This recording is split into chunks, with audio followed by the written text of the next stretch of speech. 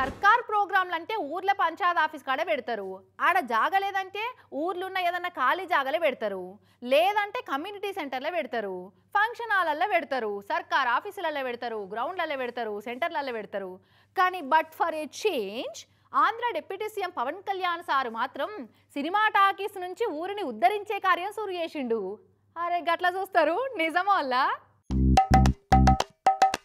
సినిమాల యాక్టర్ అయినందుకో ఏమో Pawan Kalyan sir cinema talkies నుంచే ఊర్లను ఉద్ధరించే కార్యానికి టికెట్ చింపిండు.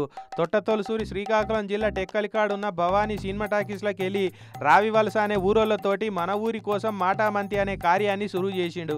ఊరిలో ఉన్న సమస్యలు అరుచుకొని వాటిని తీర్చేందుకే ఈ కార్యమట. డిప్యూటీ సీఎం పవన్ సార్ ఏమో మంగళగిరి క్యాంప్ ఆఫీస్లో కూర్చొని టెక్కలికాడున్న రావివలస ఊరోళ్ళతోటి వీడియో కాన్ఫరెన్స్లో మాట్లాడి వాళ్ళ సమస్యలేందో అరుచుకున్నాడంతా.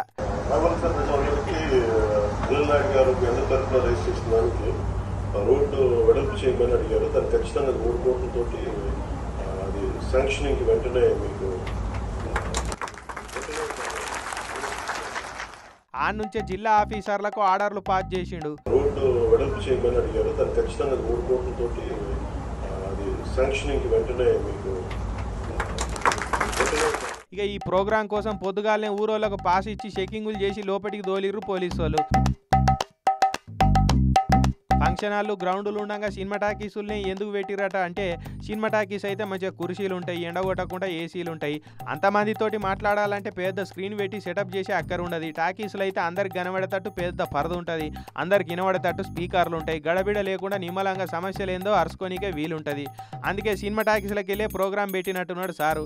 ఇట్లా ఊర్లను ఉద్ధరించే కార్యాన్ని సినిమా టాకీస్లోకి వెళ్ళి సాల్వ్ చేసుడైతే దునియాలనే తొలసూరు అంటున్నారు. ఇది ఇచ్చాంతరం కూడా అంటున్నారు అంతా. రోడ్డు బరియల్ గ్రౌండ్ ముఖ్యంగా బరియల్ గ్రౌండ్ తెలుసు మనం